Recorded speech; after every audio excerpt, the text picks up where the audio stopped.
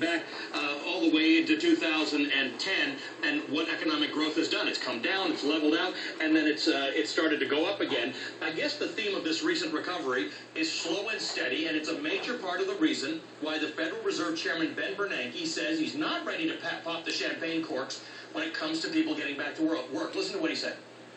In light of the anticipated modest pace of economic recovery, the committee expects that over coming quarters, the unemployment rate will decline only gradually.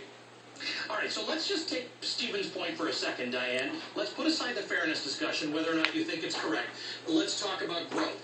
What comes first in the recovery of this economy? Economic growth or jobs, which put money in people's pockets, which then causes economic growth?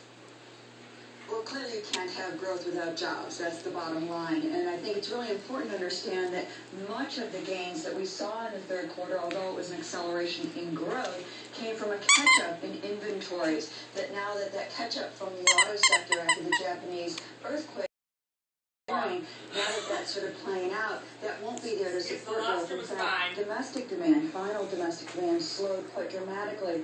Over 2% of that 2.8% gain was inventory gains alone that won't be there to support growth in the first quarter. And it's why the Fed is so still very concerned about growth in the U.S. economy and trying to provide some level of certainty in terms of providing stimulus for the economy through its communications when there's so much uncertainty and just, a lot of lies and things going on in the political spectrum that I don't even want to address.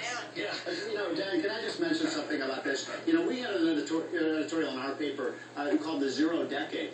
We've had close to zero interest rates by the Fed now for 5, 6, almost 8 to 10 years. And this idea that we can keep stimulating this economy with a free flow of money and record low interest rates, I'm just not so sure, Diane, it's a strategy that has worked very well. This has been a lousy decade. Well, that's a good point. The Fed holding those rates. I have to, because hang on, it's a good point, because I don't know, Diane, I want you to answer this, but I'm not sure the Fed is saying they can stimulate any further. We're at zero. So I think all they're saying is we're not going up. What's your answer to that, Diane?